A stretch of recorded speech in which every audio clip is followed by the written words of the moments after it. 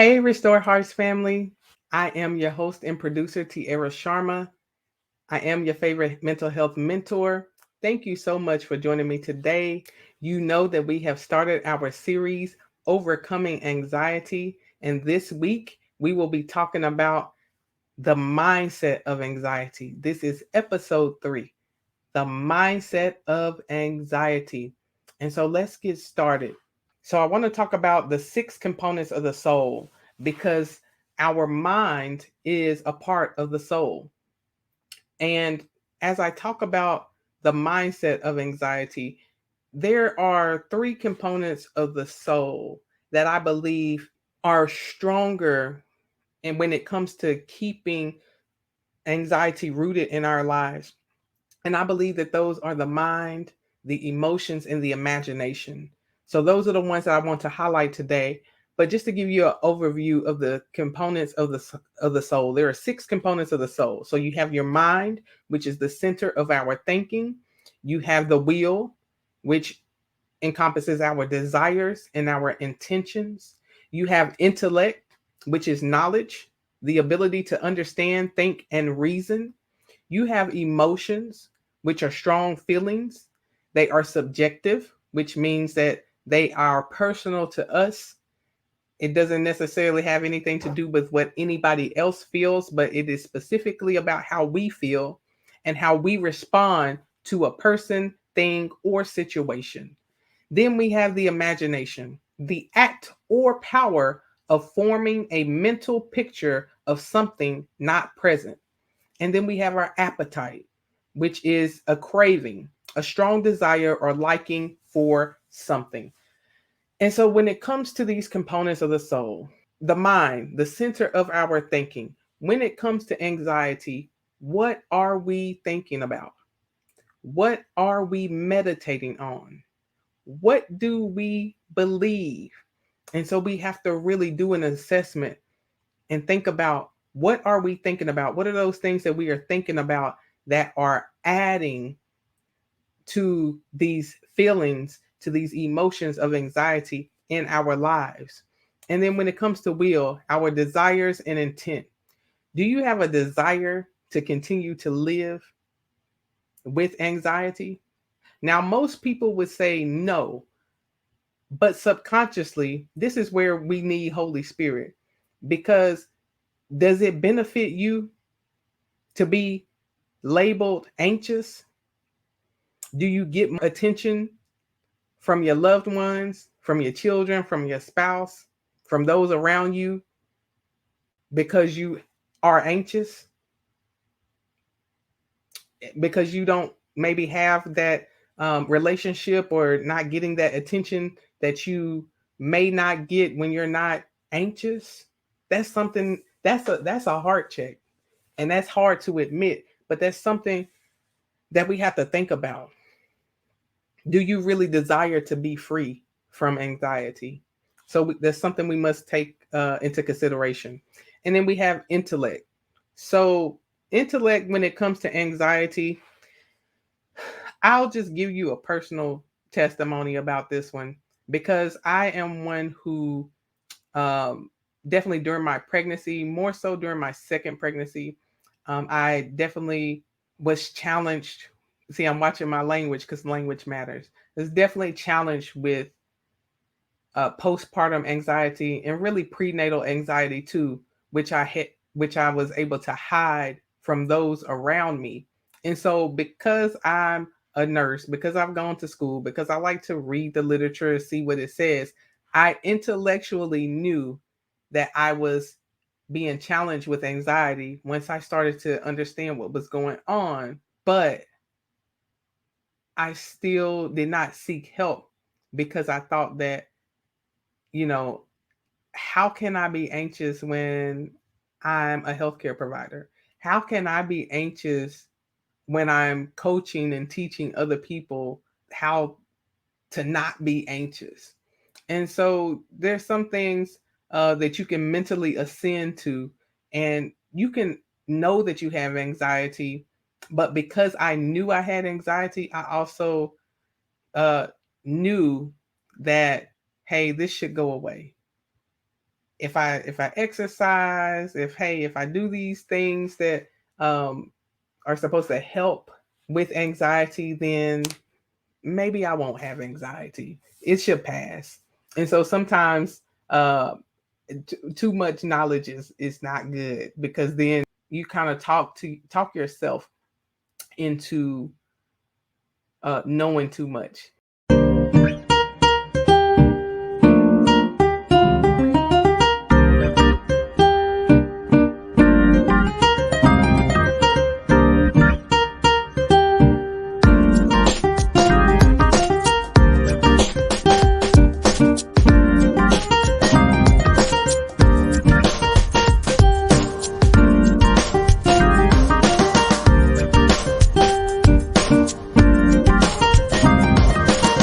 And this is a time where you need someone from the outside to be able to speak to you, because sometimes when you know too much, your brain is turning, and your brain doesn't allow you to get help. So that's an example of intellect, how intellect can interfere and come in when it comes to anxiety. When it comes to emotions, remember, emotions are strong feelings. So really, this could be anything. I think emotions and fear, and emotions and imagination and fear, like this is a triad when it comes to emotions and imagination. I think they just play very strong on each other. And when it comes to fear, so strong emotions that you could have towards a person that help hold anxiety in place is maybe that feeling that you have towards an abuser, someone who abused you physically, mentally, emotionally, sexually, spiritually, and that causing you to feel fear in your body, fear in your mind when it comes to that person. So that's how that emotion can help anchor anxiety in your life. And then when it comes to a thing, now I don't know if you've ever seen, rest in peace Mari, but Mari Pokovich, he used to have on his show where people would come on and they would be so afraid of balloons, or they would be afraid of clowns, or they would be afraid of different things, and you would see how out of control those people, they were so afraid. And we used to laugh at that stuff, but it's really sad when you think back on it, because their imaginations, like we talk about imagination, the act or power of forming a mental picture of something not present. So yes, it was, these things may have been present right in front of them, but they had meditated on this thing, which comes to the mind. What are you meditating on? They meditated on this fear of that object for so long that now they have created this strong emotion towards the thing. And now there's this huge fear, this huge anxiety in their lives that is preventing them from living their best life. And then emotions towards a certain situation. Once again, that could be any circumstance. Maybe even with anxiety, it don't even have to be that deep. It's just whatever that anxiety and that emotion was to you. So maybe you missed the game winning shot in the basketball game. And now, because you lost, you have that feeling of sadness, and that makes you anxious about shooting another shot at the end of a game, because now there's this seed that's been planted. Remember, we talked about the seed in the first episode. There's been this seed planted that maybe now you're going to miss every game winning shot, even though you practice like 1,000 shots every week. So it could just be anything that the enemy can come in and try to plant in your life to get that stronghold of emotions, imagination, the mind, and put those things together to create and keep anxiety present in your life. And then we have appetite, craving, a strong desire or liking for something. So this is one that's going to be, once again, I said you have to really examine yourself about that. If you are being challenged with anxiety, What are you watching? What are you listening to? What are you feeding yourself through your eyes and through your ears? If you're challenged with anxiety, you should not be watching horror movies. If you're challenged with anxiety, you should not be listening to the news. You should not be listening to the news. You're not missing out on anything. We know there's so much stuff in the news that could cause and produce anxiety if you're already challenged with anxiety. And so you should probably cut off the news. There's certain family members who you might come around and every time they come around, you feel so much stress, but you continue to listen to them on the phone or send text messages back and forth. What are you feeding yourself?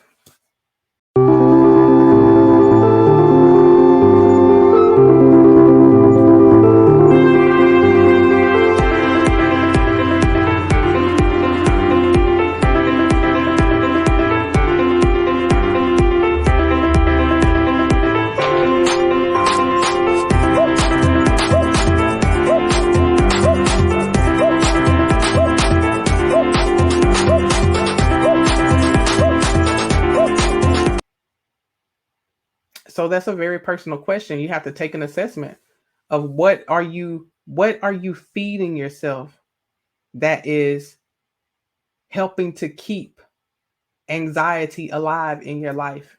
You need to starve it. So yes, these are the 6 components of the soul.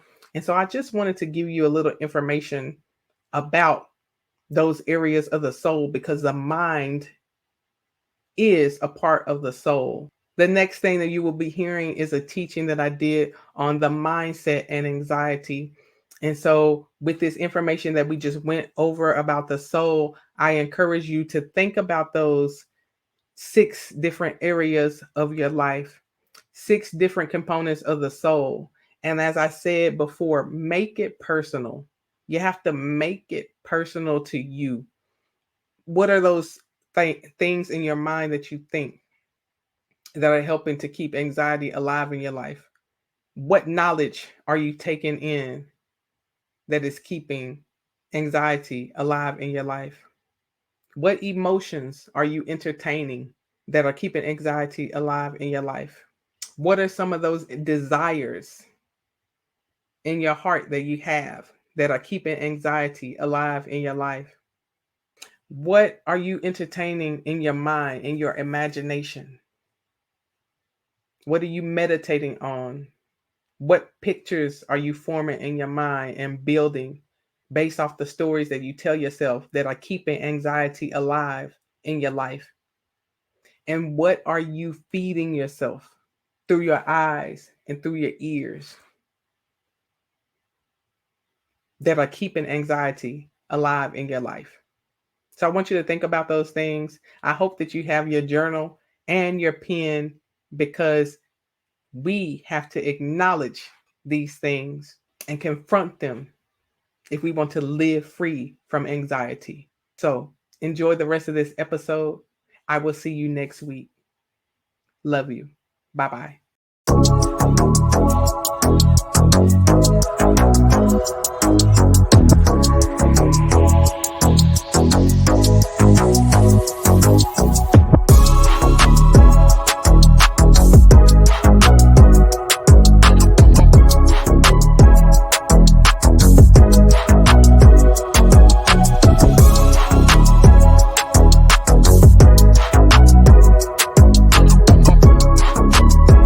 Next, we're going to talk about the mindset of anxiety. So, your mind is a part of your soul. Your soul encompasses your mind, your will, your intellect, your emotions, your imagination, and your appetite. So, when we talk about anxiety, anxiety is going to deal with the mind, it's going to deal with the emotions, and it's going to deal with the imagination. So, these are the 3 parts of the soul that we really want to deal with when we're talking about the mindset of anxiety. And mindset is, what do you believe? So these are some of the questions that you're going to have to ask yourself about everything. What do I believe? This is going to require you to slow down and to acknowledge your thoughts and your emotions. So, what am I thinking about? How does what I think about make me feel? And then, what behaviors are being produced as a result of what I think and what I feel? So, that's basically mental health. What am I thinking? What am I feeling? And then, what behaviors are being produced as a result of what I think and what I feel? That creates a mindset. So our language tells us where we are. It tells us what we believe. And this is why you have to examine and acknowledge every single thing that you think and every single emotion that you feel. Part of changing our mindset is going to be to acknowledge those thoughts and emotions so that we can interrupt the cycle. And we're going to interrupt that cycle by changing our language. And so if you're a believer, we change our language with the word of God, and we can create affirmations and declarations that support this new mindset that we want to create. We're being transformed by the renewing of our mind. And it doesn't mean that you're going to do it in your own strength. This is not something you can do in your own strength. And that's why we talked about the spirit to begin with. We talked about the spirit of anxiety. You need the spirit of God to help you do this. That way you can start to create these new mindsets. And so just think about it. Without the proper tools and strategies, a lot of people are just trying everything that they know and then just wishing that something will work because they don't know what to do. And so that's what causes frustration. So we just want to keep that in mind as we're moving forward. And then as you're changing your language, one of those lies that we believe, a lot of us, especially in the Black community, believe growing up is that if you say something that isn't true, then you're lying. Well, in this instance where you're putting in that work to change your mindset, to build new beliefs, we have to say where we're going. One of the scriptures that I was reading is Joel chapter 3, verses 10. And at the end of that verse, in the Voice translation, it says, "For this final battle, even the weakling must say, I am a warrior." So you may feel fearful, but your desire is to dismantle that mindset of fear. And so even though you might be feeling fear inside, you want to say that I am peace, or the opposite of fear in the spirit is love. I am love. I am loved. I am accepted. Whatever that rebuttal is for what you're feeling, you want to speak where you want to be, not where you are. So this gives you a new goal. It gives you a new target to move towards so that you're moving forward towards your goals. I wanted to bring that up because as you're starting this journey, you may not feel strong. You might not feel loved. You may not feel that you're in control. And by in control, I don't mean manipulation, those things that we talked about before. I mean that you have the power, the God-given power, authority, and dominion to rule over those emotions that come. And that is our mindset. We're addressing our mind, we're addressing our emotions, we're addressing our imagination. Now, something I want to tell you about imagination. Imagination doesn't have anything to do with what's going on outside of you. You have perception and you have imagination. Perception is something that you experience based on your five senses. Imagination comes from within you. It's what you tell yourself to make sense of what's going on. It's what you tell yourself to make sense of all those holes and gaps in the questions that you have. And it's our instinctive way of trying to make sense of things. And so you must address your imagination, because your imagination will tell you that the house is on fire and that you need to get out when nothing's happening. Your imagination will tell you that nobody likes you when that's not true. Your imagination will tell you that you should be fearful that your boss is going to lay you off during a recession when nobody's even talked about that.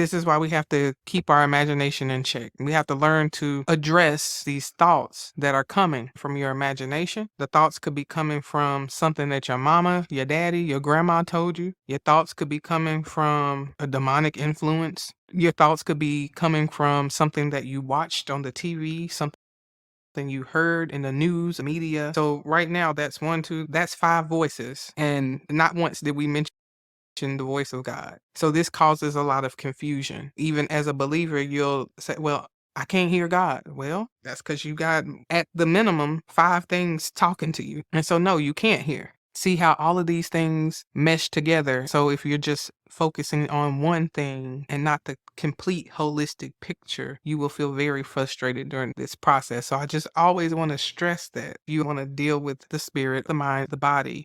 We have to address each one. And so now we're talking about mindset. We talked about being in community. When we talked about the spirit, we talked about the fact that you need to be in communities where you're being covered in the spirit. So prayer groups and spiritual communities where people can cover you in the spirit. Well, same thing is true for your mind. You need to be in community with people who can call you out on your thoughts and emotions that don't align with where you want to be. You cannot do mental illness alone. We can't do life alone. But if there's no one in your life, no one in your circle who will actually correct you when you're thinking something inappropriately or when you're feeling something inappropriate to the situation, and you're willing to listen to that person and to be corrected in your thoughts and in your emotions, then you're not in the right community. You have to be in community with people who can help course correct you and get you on the right path. You have to respect them enough to listen to them, and you have to be willing to be wrong. Listen, this is the thing of humility, because if you just believe that you're right, if you're not willing to listen to a new way, you're going to have a very hard time building a new mindset that doesn't agree with anxiety. So community is so important in this journey. And this is going to require some hard decisions. You're going to have to disconnect from people, places, things, social media, news, even work environments.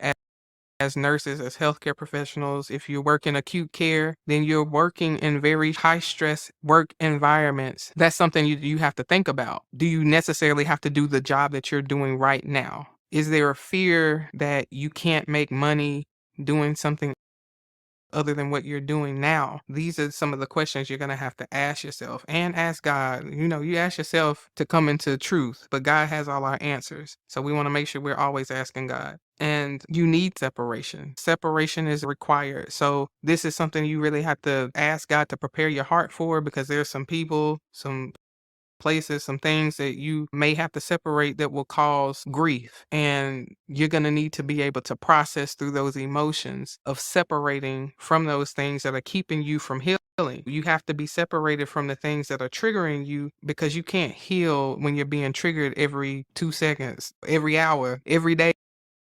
You're being triggered by the same people, places, and things that are increasing feelings of anxiety in you, and you don't have that separation so that you can breathe and not be in a state of always anxious, always being triggered by the person's presence or the environment's presence. These are some of the things you have to think about when it comes to mindset. And so next we are going to address the body.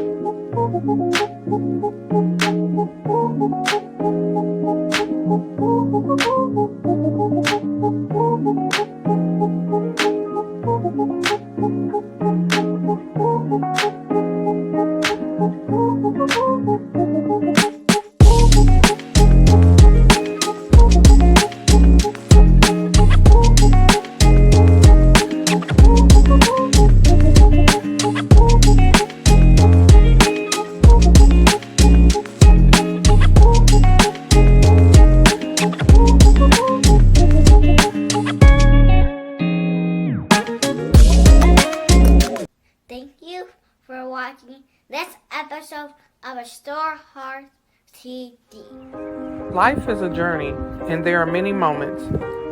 Some moments are smooth. You flow through them effortlessly. There are other moments when life's challenges interrupt your momentum, yet you find the strength to get back on track, to keep moving.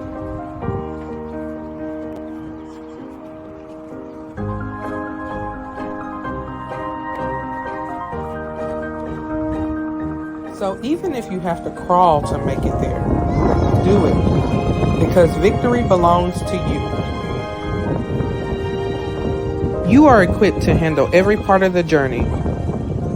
You were created to overcome this. Don't give up. I love you.